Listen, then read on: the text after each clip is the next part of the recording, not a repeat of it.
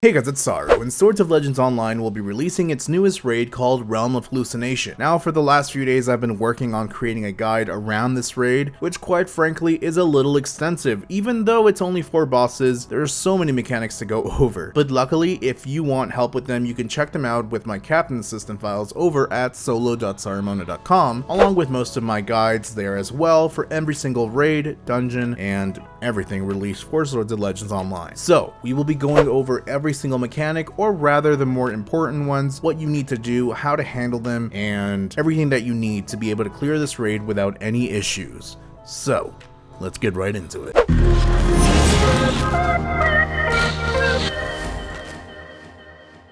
Now before we begin, yes, there are 4 bosses and each one is rather important in their own right, but what you need to know is that you cannot skip to the last boss. You need to kill all 3 bosses in order to get to it, and quite frankly, if I were you, I would not want to skip to the last boss regardless, because they are a pain. Now this is particularly painful for those that are doing easy mode for their raid expedition.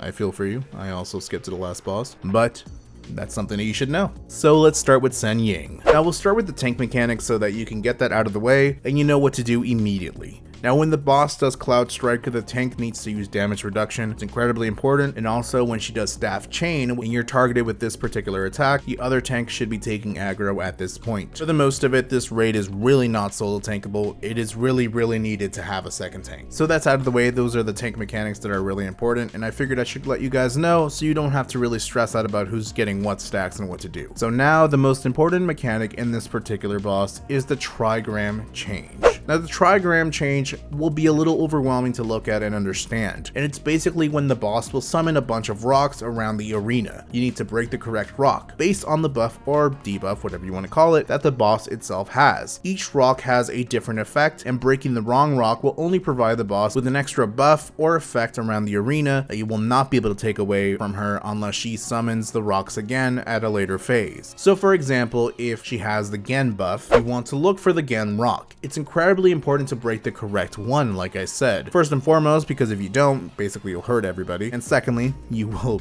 hurt everybody. You will pretty much trap everybody. I cannot emphasize this enough. Every single rock will cause a different effect on the arena and on the boss. For example, some of them might turn the entire arena into a swamp. One of them might turn the arena into some weird Naruto land with lots of rocks coming out of nowhere. So I find it actually really cool that this mechanic kind of exists, but it is important not to stack these buffs. Now you can press F on any of these rocks to teleport to the opposite side of the room you're in. So for example, if you want to go from rock A to rock B, and they're pretty much opposite side of each other in the room, all you have to do is press F on them and it will take you from rock A to rock B. One important thing players should look out for is, even though the rocks will show the right name and the right buff name, this is not something that you should get used to. In hard mode, there will be absolutely no names, and you will need to rely on the color of the rock's aura to know exactly which rock does what. Or you need to know the effect that's going on in the arena and which rock is exactly affecting that. But it's kind of hard because you need to know the color. For example, I know there are rocks around the arena, so I know that it's the Gen rock, and Gen looks like a little green gold sort of color in the aura of the color of the earth, so I know that if I destroy this rock, it will eliminate her buff. Whereas with Zen, I know that I'm being struck with lightning, so I know to look out for an almost purple-like aura. This will eliminate the Zen buff, so this will take practice from you guys, and in hard mode, I will explain a bit further on what each color does, but it's something you should get to know as soon as possible, so just practice it out while you're playing normal mode, and don't try to remember only the names. Remember the colors and what effects they do. So that's basically the most important mechanic that you need to know and focus on, really, other than the Kickup Dust, which will basically target somebody, and anyone that's in the target of the direction of the boss basically needs to get away. My advice to you is that if you're targeted with Kickup Dust, everyone else should basically run away from you. It's rather than having to run away from everybody and possibly hitting everybody else. And lastly, the Rising Wind, which is basically an AoE that's a little multi-layered. It's kind of a donut. You can either stay inside or you can basically stay all the way outside. It's much easier for range to just kind of stay outside, but that's all you really need to know for this particular boss. For the second boss, for the tanks, all you really need to know is that you need to switch aggro on the Flying Owl attack. That is really it. The important mechanic here is that if you're targeted by Paralysis of Evil, the rest of the team should be spread out and nowhere near you. My advice again, with the previous attack from the first boss, is that if you simply just stand still in front of everybody else should just move by the big bad rectangle of doom. I don't know. Just stay away from everybody. And multiple squalls. This mechanic is particularly important because there's a damage share, and everyone should know how to damage share at this point. But even when you first start the boss, it's just like every other damage sharing mechanic that exists in the game. You just want to look for this. Everybody should be standing still, otherwise the player will basically die. Now, tanks. If the boss is doing divination, regardless if it's normal divination or the reverse one, it's either going to be called divination or divination reverse. All you want to do is take the boss away from that. What he basically does is it creates a square around himself. If you want to call it that, I would call it maybe a formation, I guess you can call it. And every time he's inside, he will increase his stacks. They will go away once he's actually outside of the formation themselves, but it's important to get him out. So if he does an important mechanic that might one-shot somebody, you don't want to deal with that. So whenever he does it, you want to immediately aggro him and move him out of there. And as for DPS themselves, whenever the boss does the falling star, everyone should be moving out as he goes into the air and shoots into the ground. It's just much less damage for you to take, and the healers don't have to worry so much. So after 70%, the boss will do a couple of things. Either one of two things, either the mass attack, which at some point, basically the boss is going to summon demons around him. Pretty much what's going to happen right at 70% or 67%. You do not want to hit the boss. It's incredibly important for you not to do this, because if you have a debuff called Emergence of the Heart Demon, looks a little like this, then you can attack the boss. But if you don't have this, you should not be attacking the boss, because doing so will give the boss stacks, and every hit that he takes is a 0.5% attack boost. So he's going to also summon demons at this point. Those demons are actually targeting him. They're going to be trying to hit him so he can get stacks. Everyone that does not have the Emergence of the Heart should be focusing on the demons. This Emergence of the demons will eventually switch up and go to another player. So if you see it on you and then it eventually goes away, leave the boss alone. Now, one of those demons will be called Xuanyuan. You want to interrupt when he does something called Guesswork, and really that's all you really need to know for that. But there's going to be a demon core at some point in the field during this whole thing, and it can cleanse your stacks, sort of. But let me explain. Don't get too excited and just go all inside there, because it's going to basically trap people, and I can imagine that it's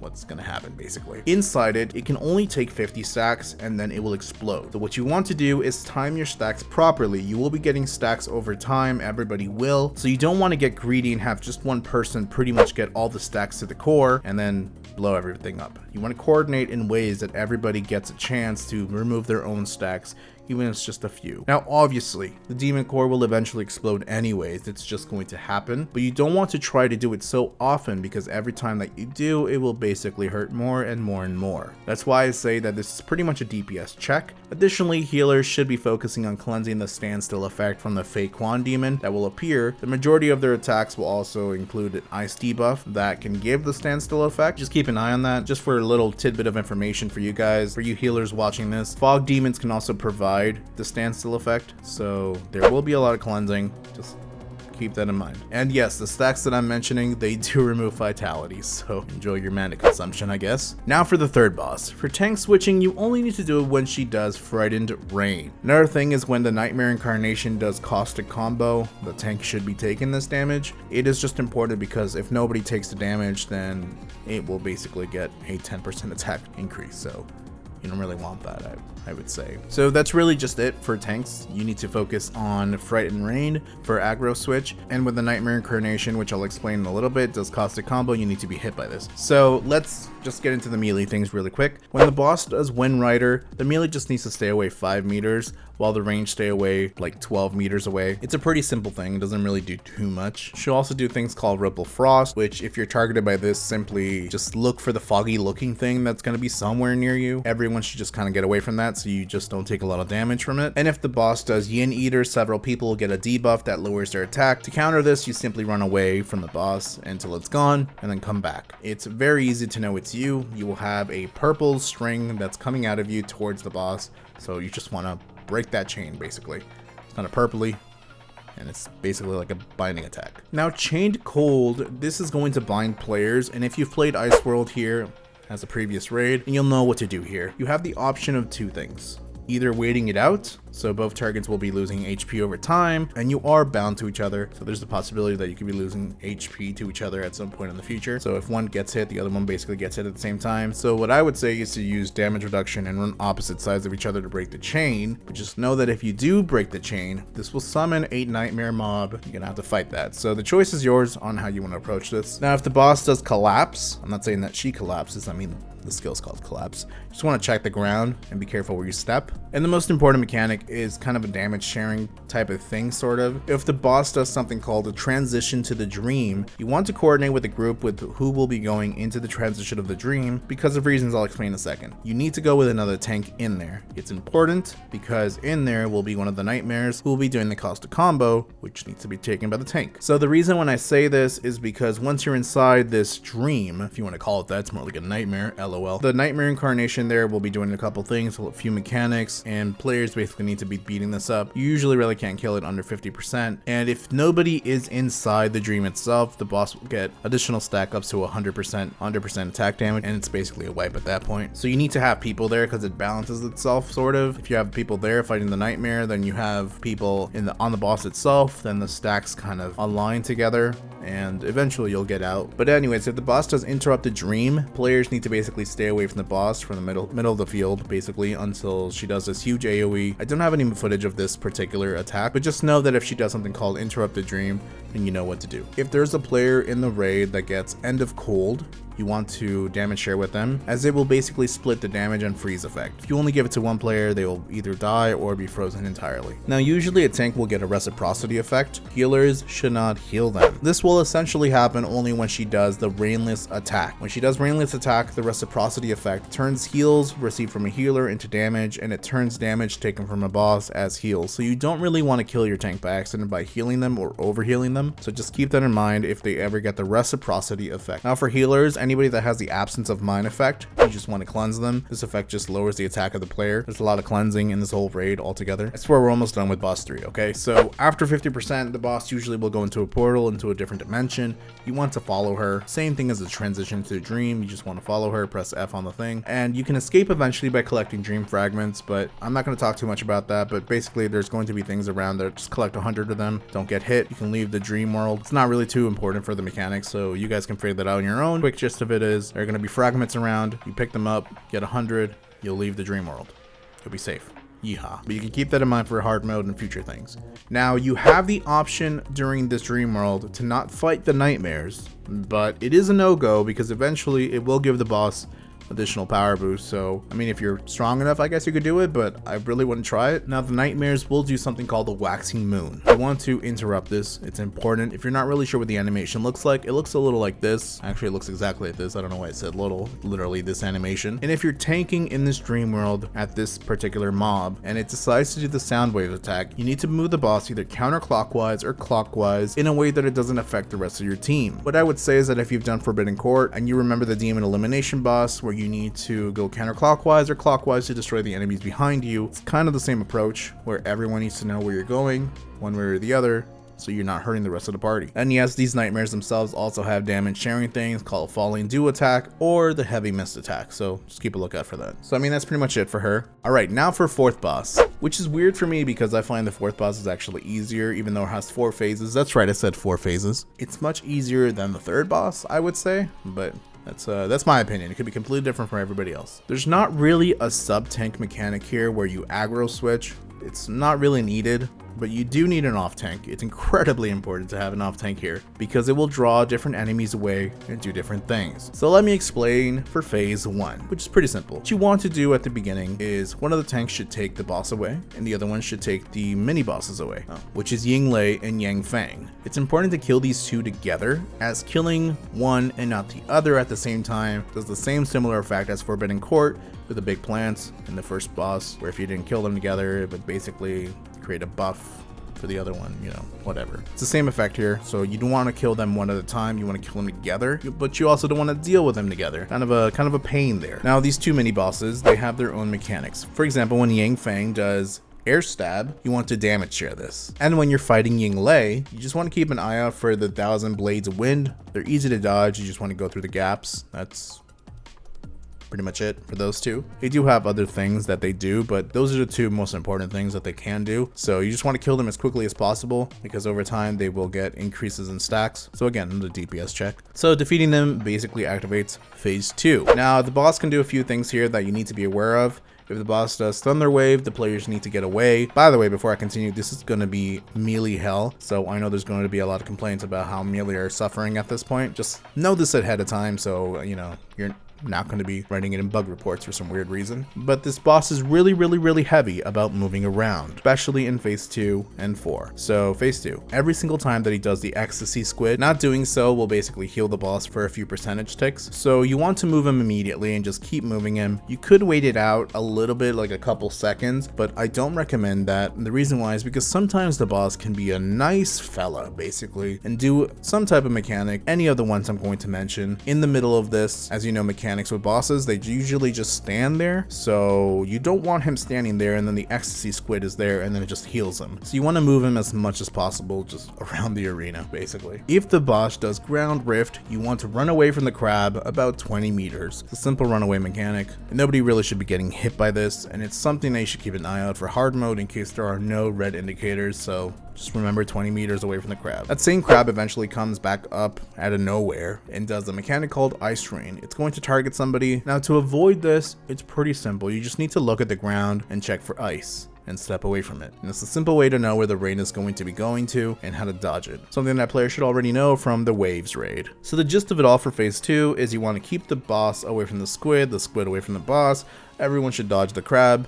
Seafood is life, and everything is important. So for phase 3, at this point the boss is at 1% HP. He will summon 2 mini bosses known as Yulin and Lanxiang. So here the boss basically does nothing, but this is something where the 2 tanks will take the 2 mini bosses and separate them. There is going to be a lot of switch for DPS, again another pain for melee DPS I guess, being that the boss will either have an invulnerability for ranged attack or melee. So during this fight they will switch up the effect that they have, either being melee or ranged. So with Lanxiang it's pretty simple, he will charge at people, you can DR this and run out if you don't have too much HP. Plus one other mechanic that's really important is that basically he will do something called interrupt raid, and with this mechanic he's going to charge at a player and everyone should just kind of stay away from them. The player that's being targeted can also dodge this with the proper timing, so just keep a lookout at that. And for Yulin, it's a little more simple. It's like Dahan, if you remember the star stuff that he used to do underneath him with his weird ground attacks. Practically the same thing, just in every other attack sort of. So when he does Earth Fire Outburst, he does a star underneath the ground. You need to get away from him. Now the reason I mentioned this one first, again it's called Earth Fire Outburst, is usually when he does this particular attack, he will actually switch his invulnerability to either ranged or melee.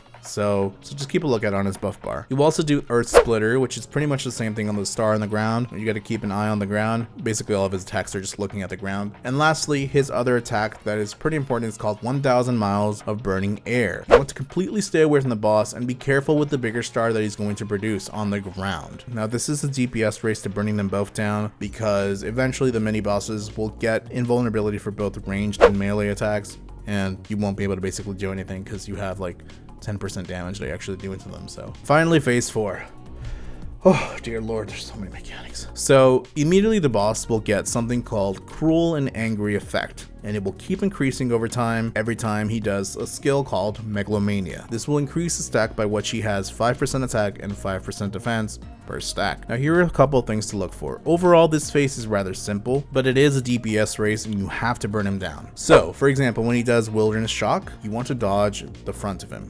If he's looking at you, it's a simple line that he shoots in front of you, just dodge him. When he does Megalomania, at this point everyone should be using damage reduction every time that he uses this, so you want to time your damage reduction for only this, because at this point he will also get another stack of Cruel and Angry Effect, which means healers will have to be on point for mass healing over time. He will continue on to his normal rotation, which is usually going to be Interstellar, and you want to be careful of where you step. The boss will do Interstellar, and inside him will be a danger zone, so you want to run away from him, and then afterwards he will summon Doppelgangers that will also do the big explosion. Again, something similar to the ghost in Sparkwood last boss. So the off tank can either take the Doppelgangers away, or they can be tanked together and killed together. But remember, this is going to be painful one way or another. You want to kill them before they do the next Interstellar explosion. So it is a DPS race everywhere. And then he will basically repeat himself with Megalomania and do the same thing over and over again. So that's it.